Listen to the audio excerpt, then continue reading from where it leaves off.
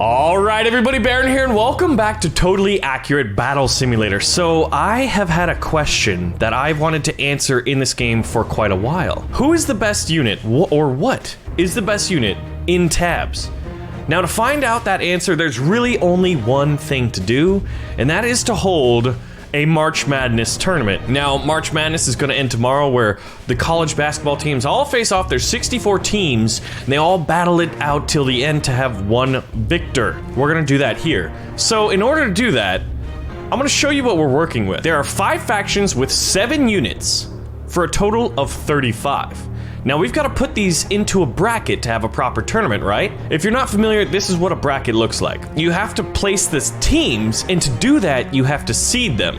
So how do you seed a team? How do you seed a unit in tabs? We have 35 units, right? Well, I figured it wouldn't be that difficult. You see, we already have a system within tabs where we can determine which is the best unit in a certain faction, right? And that's simple. Look at this. The longship costs $1,000. The Jarl's 850. We have 850 over here. Say I wanted to balance it out, right? And I wanted to fight 1850. We got pretty close. We got within 50, and we could have them battle it out right here. And this was more or less comparable, at least according to basic, the basic economics that are in the game right now, to make it fair and equitable play, right? So how do we seed the teams? Easy. I sorted it by price. So you can see that the Mammoth is the most expensive unit in the game. Zeus is 2,000, the Minotaur is 1,520, and it goes all the way down. The cheapest unit in the game, we've got 3 units at 60. If there's any units that are the same price, then we sort them alphabetically. Then we seed them with 35, and we seed them into our bracket. Here I use this free site called Challenge, right? Now, this is the interesting part. I've got all of this, but since this is 32 slots, but we have 35 teams, right? Well, these 6 teams are fighting for these 3 slots to go up against the top 3 seeded units. The Mammoth, Zeus, and the Minotaur. 2 Greeks, and 1 tribal faction unit. So the Protector and the Bard, the Farmer and the Clubber, and the Saracen Halfling will have to battle it out for that spot because they're the cheaper units in the game. Okay, so we've got 2 Mammoths versus a ton of Protectors. What we're gonna do is we're gonna do a monetary cap of 5,000. Now, when dealing with tons of units versus a few bigger ones, we're gonna have to use 5,000 and make it as close as possible. I can't add a 3rd Mammoth because then we'll just add even more and even more and even more, right? But I can make it pretty close. So we don't want to go over 5,000, but we want to make it as close to 5,000 as is possible. But Baron, what if a unit just has a good battle and he just takes one out? Well, we've also got another little bit of help in that department. We're gonna have the best of 3. We'll put them through 3 battles and winner takes all. If you win the first 1 to 2, moves on to the next round. Now you guys can run this simulation as well. Let me know your results. If you do run it, I highly encourage you to do it because this is going to be a lot of fun.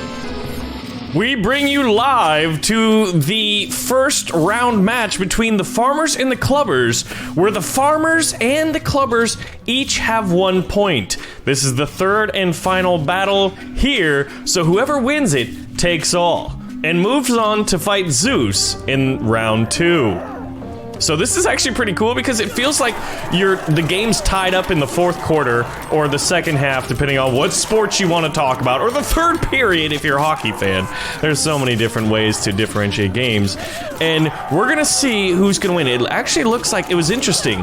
Blue, the Cavemen, they won the 1st round, and then the Farmers did a pretty good job at running the 2nd round, but it was pretty close. Look at this guy. He's actually holding a club between his pitchfork, and there's not too many Farmers left, and some of them are actually tripping on each other, so this isn't looking good for them.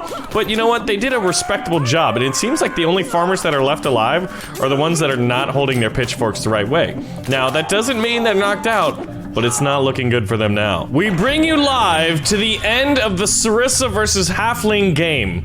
The Halflings, the tournament darling, and definitely underseeded dark horse of the tournament. Fan favorites. The Halflings were eliminated 2-0 against the mighty, ancient Saracen Pikemen. We go back to you live at the studio. So we now have our 32 teams that are going to participate in the tournament. It probably comes as no surprise that the bards got swept. What may not come as a surprise is how long those battles took. My god, did those bards run around the battlefield for 2 rounds. So this is going to be an interesting one, and I want you to see the first round of it because you'll probably get a pretty good indication what's going on. This is the Mammoth, the top seeded unit in the tournament. He's big, he's bad, and everybody... A lot of the people in the bracket challenge have him as the leader of the tournament. Probably gonna take it. It's usually pretty easy. Oh, who's gonna win this tournament? Let's go with the top seed. And it looks like he's absolutely running away with this one. So here's one of the things, and this happens in sports tournaments all the time. You might have a great team, but sometimes you just run up against the one thing that your team just cannot beat. And look at this poor Bone Mage flipping through the air. This is the Bone Mage versus the Berserker. The Berserkers lunge into battle, they're melee specialists, they're good at closing distance. The Bone Mages usually need a little bit of distance. You could think about the Bone Mages as like that one team that's really good at shooting the 3-ball in basketball. And then the Berserkers here are just that team that just defends the perimeter perfectly. So your one viable tactic that got you to the tournament in the first place and made you a decent seeded team has you eliminated. You just found your natural counter. This is part of the madness of the tournament. What were we saying about natural counters? This is the fastest any team has been annihilated so far. Ballistas have no health. They do a lot of damage, but they're glass cannons. Archers, at this distance, we're able to fire immediately. So this is the one we're gonna see from start to finish, because I believe that the King is one of my favorite units in the game. He's voiced by me, which I think is pretty cool, and I love his weapon. He's very strong, and this is gonna be interesting because we have an insane amount of Viking headbutters. They move in fast, they do a lot of damage, and they're pretty quick. But the Kings are very high in health and very high in attack damage. They're a very well-balanced team, I would say, and one of my favorites for the tournament, and definitely one of my favorite units. When we were going over in a previous video as to far as like what we thought the best faction was, the King really just made its impression to me, and look at this. Not one of them was knocked out by the headbutters, so here we go. They win game 1, now we go game 2. Oh my gosh, and look at this! This is like on a basketball team when like everybody's like, you know, 6 foot, and then they got that one guy from Senegal who's 7 foot 4 inches. And he's, look at how big that guy was. That's so awesome that we got to see that. Oh my gosh, the one just really tall guy. Who's still, well, he was doing good. Oh, it looks like the Kings are gonna sweep this one, and the Headbutters, who we used to call the Velociraptors in the old version of Tabs, look like they are going to get eliminated. It looks like they're going to get... Where's the last one? He's at their feet. There we go. Oh my gosh. Do we have any victory dabs? We do not. But look at the Kings. Look at those majestic beards. The King moves on to round 3. I also want to highlight this battle in round 2 because I believe the Squires are one of the dark horses to win the tournament. They've got a good mix of health. It's probably one of the most balanced units for how cheap it is. So they have a lot of quality. They have a decent amount of quality, and they can put a lot of quantity onto the battlefield. You can see that now all they have to do is finish off these crows. They went against the scarecrows here. So we've got 4 scarecrows, and one of the other things I do is we do 2 lines, right? So we do half, just to make it so like there's not tons of lines, and to keep it relatively standard and uniform moving forward. I tell you what, the Squires are one of my dark horses to win the tournament. We'll see how they do. Stan, back to you in the studio. Well, the one flying unit in the game, the Valkyrie, looks like they're almost done. They are very weak. They're very good, but they're pretty expensive, and you're mostly paying for their ability to fly. The hoplites are pretty well armored, and the hoplites take this one 2-0. So here's the number 2 seed of the tournament based off of cost, Mighty Zeus. Now Zeus is gonna have its work cut out for him. Oh my gosh. It's really interesting to see the lightning bolts reflect back on Zeus, because there is a possibility, there is a probability even, that the Zeuses could end themselves, but instead they sweep the clubbers 2-0. So we have another interesting one here. Potion sellers versus snake archers. It usually seems like whoever got a good hit in first, most of this, if these snake archers are able to fire, they're tied up 1-1 first off. Now the snakes act as like a unit that the red faction, the potion sellers here, are going to have to fight. Now, if the snake archers are able to get in their second shot, normally they do pretty good. The potion sellers won the first one, but it looks like the snake archers came from behind. A from behind win here and win 2-1. So now here you see the Viking longship. The Viking longship is the top seeded of the Viking faction, aka from the Viking or Scandinavian conference, right? Because, and look at that, they were eliminated by a much lower seeded tribal faction. We've got another series that's tied up 1 game apiece, the Medieval Knights, which is the higher seed, versus the lower seeded Stoners. Look at this though. So these knights are really good at blocking ranged projectiles, specifically arrows, but the rocks are able to push them back and do damage up close. Oh, and this one does not look like it's going the knights' way. Normally, the one they won, they had a few more at this point, but it seems, I'm guessing, there might be too many Stoners. Let's see. If, oh, wait a minute. It looks like the knights, the higher seed goes on. They come from behind after down 1 game to get ahead 2-1 and move on to the next round. I believe we're about to see the number 3 seed, the Minotaur, get taken out by one of its own faction, its own conference. The Saracen Pikemen are pretty good, and the Minotaur, while very fast, strong, and agile, is just not strong enough to deal with quantity of this type. And the number 3 seed, the biggest upset in the tournament so far, just got eliminated. We just encountered something hilarious. This is what a draw looks like when one unit from another faction is trapped under a bunch of bodies, and the other one, the only surviving one, is over here. This is actually a draw. Now, the chieftains won the first one, so we're gonna let this one go. The chieftains beat the Viking brawlers in the first match. There was a draw in the second. It's disqualified. I don't know how else to describe it. And it looks like the brawlers are running away with this one. So wait, are we seeing a 1-1 and 1 right now? 1 win, 1 loss, and 1 tie? Oh my god, that's exactly what we're seeing. Holy crap, this is the only one. I didn't think this was going to happen, but it's definitely in the realm of probability. And, well, it's in the realm of possibility. I wasn't thinking it was in the realm of probability. So whoever wins this, wins it all. Oh my gosh. The chieftains handily won the first one.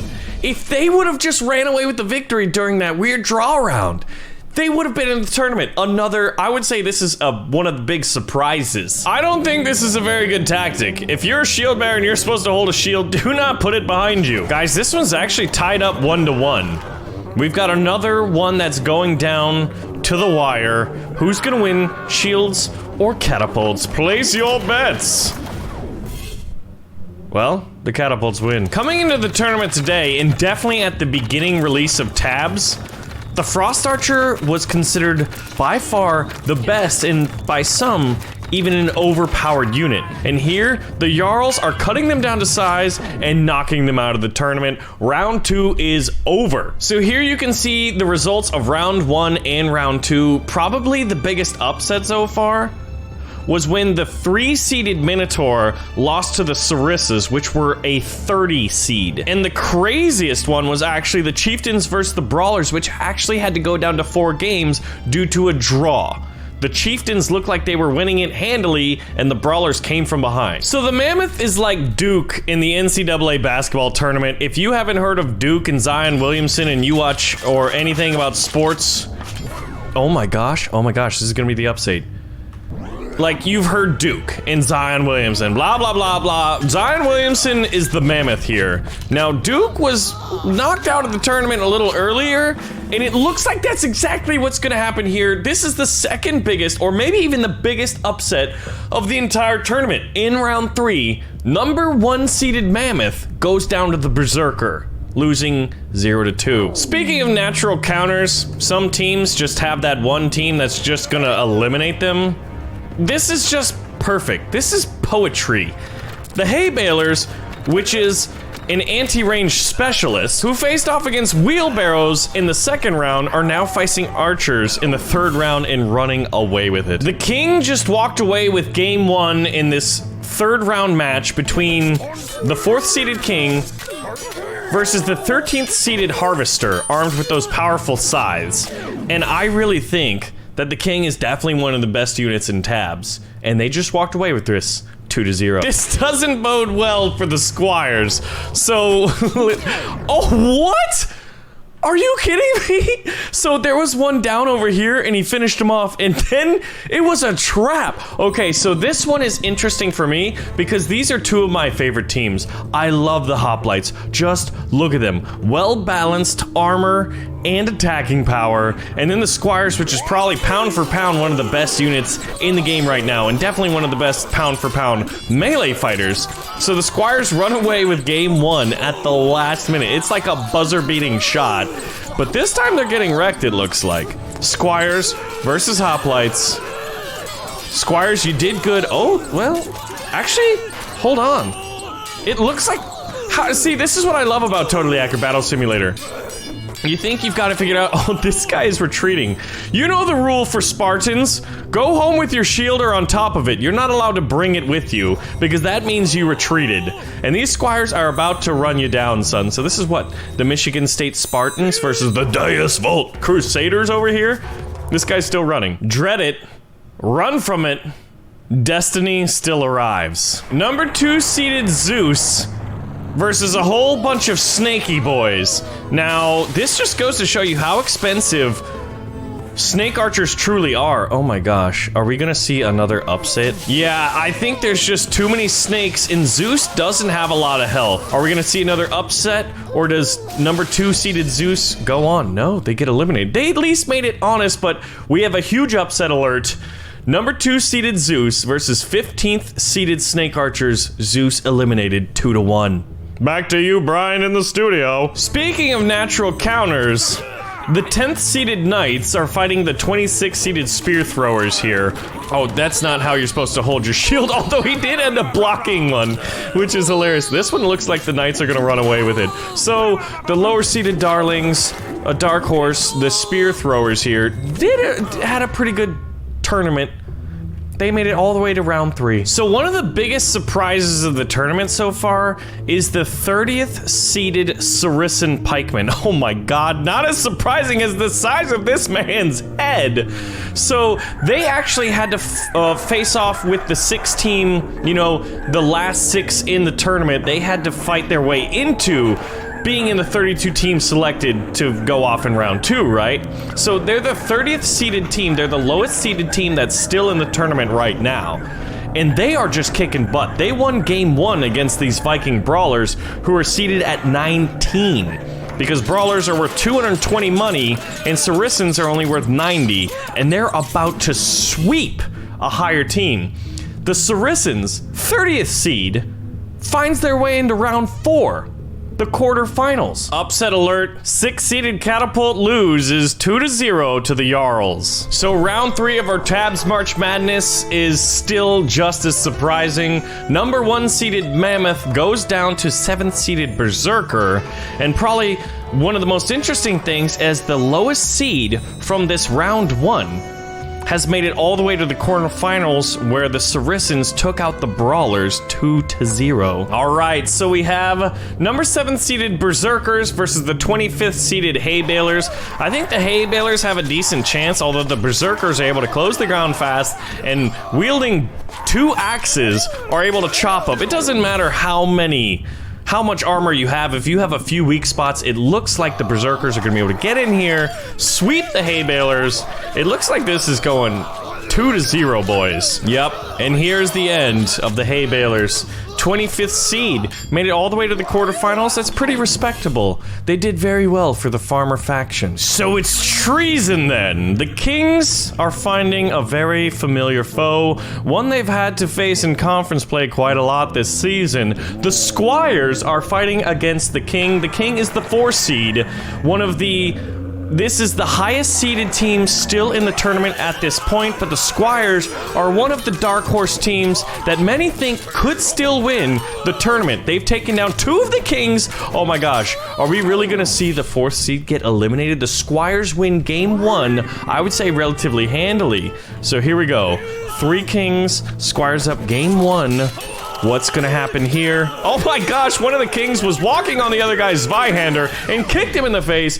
The Squires, with the final big upset of the tournament, taking out the number 4 seeded king 2-0? Alright, so let's see. We've got Snake Archers, who are 15th seed versus the 10th seeded Knights.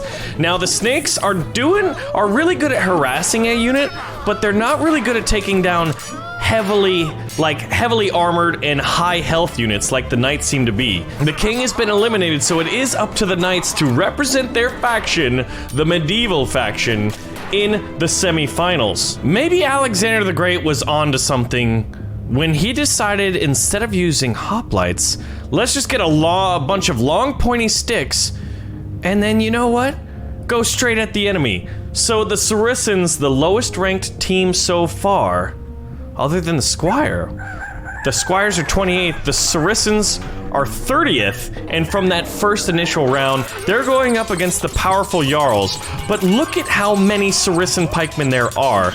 Quantity has a quality all its own, and with their red armor and their use of sheer quality, or rather sheer quantity, I think even Stalin would be happy with this. They hold game 1, and now we're on to game 2. Can the Viking Jarls, who are, I believe, the highest ranked for the Viking faction, are they gonna go on? It doesn't look like it. It looks like the little darlings. Oh, the little darlings. The Saracen Pikemen. I think Alexander the Great was onto something, and the Saracens go on to the semi-finals. So here, after round 4, aka the quarterfinals, every team swept its opponent to go on to the semi-finals. Now we have 17th seed Berserkers going up against the 28th seed Squires, the 10th seed Knights, and the 30th seed Saracens. These are the best 4 teams as far as what our tournament has shown. So we've got 1 Viking faction, 2 medieval factions, and 1 ancient Greek faction unit left in it. 17th seeded Berserkers, 28th seeded Squires, even money. So here we go. The Berserkers are doing their trademark leaping into combat, shifting up the formation, and confusing their opponents, the Squires, to leave for a brief moment before they close in to try to use their melee specialization of their dual-wielding axes. The difference here, though, is that the Squires are pretty dang good, and one of these Viking Berserkers just peed his pants and is running off into the sunset, or rather, blizzard? Well, this looks like it is the end of game 1 for the Berserkers. The Squires hold game 1 pretty handily, so now we're going into game 2. We're gonna see this in real time. So who's gonna win? My money's on the Squires, although if you look at it this time, it looks like the Berserkers are at least making good effort. Hold on. The Berserkers have a chance to take game 2. Wait a minute. Hold on.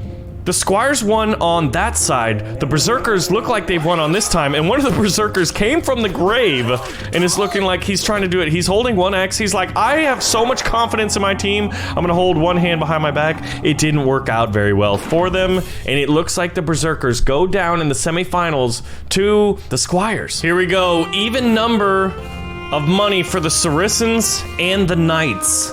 The Knights come in as the 10 seed in the highest seeded team that is still in the tournament here in the semifinal round. They're going up against the tournament darlings, the Saracen Pikemen, the only team to have fought in the first through the semifinal rounds here, and are still in the tournament right now, and it looks like, I don't know, but I dare say the Saracens might be the best team in the game, despite their low seeding.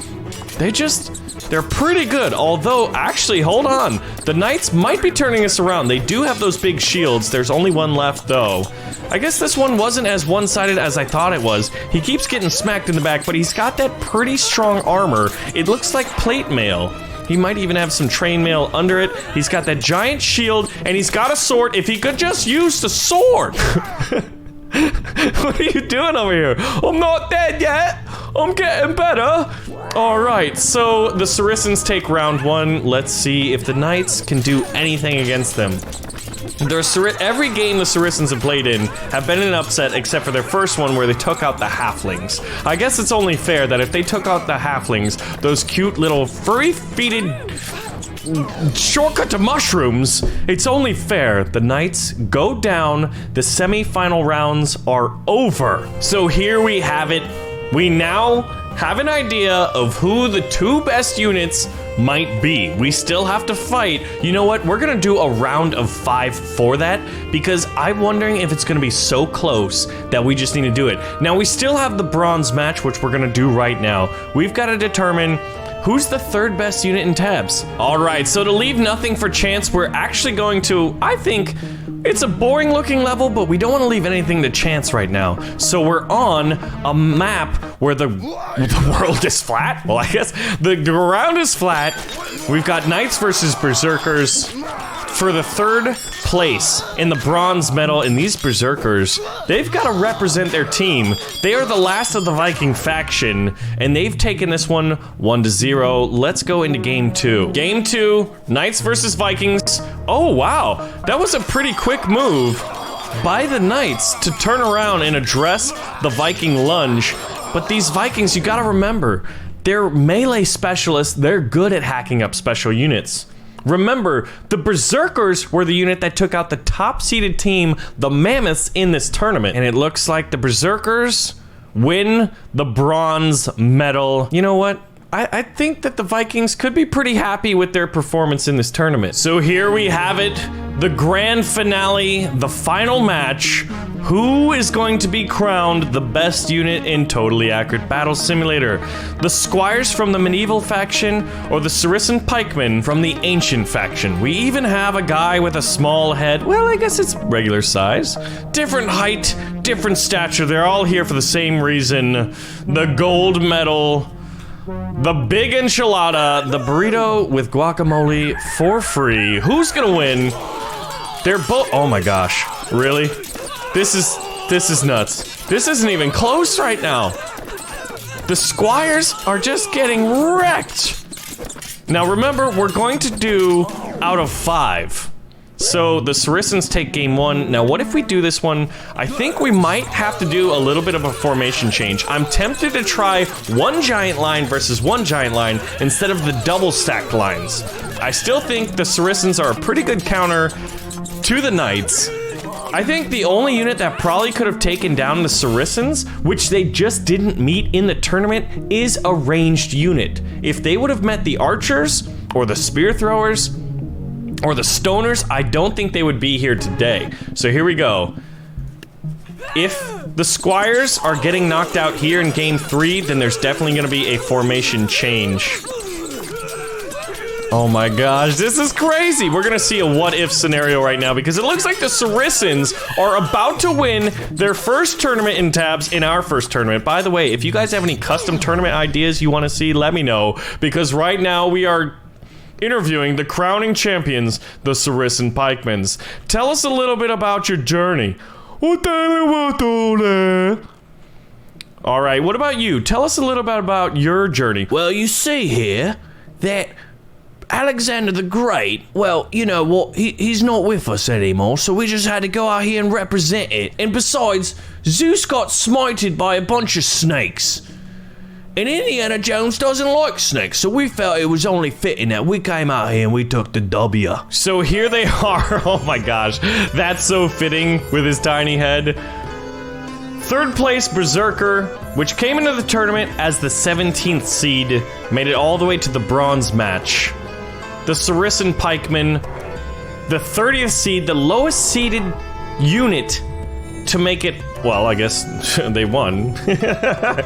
But they were the lowest seed at 30th, and then the 28th seeded Squire, who came in and took second place, losing out to the Saracen Pikemen in the final match. And an honorable mention goes all the way down to the medieval faction's Knights. So here we go. When you look at these 4 teams, 1st through 4, you see an interesting trend. There are 2 units from the medieval faction, 1 unit from the ancient Greeks, and 1 unit from the Vikings. Hope you guys did enjoy this one. This one took a lot of filming.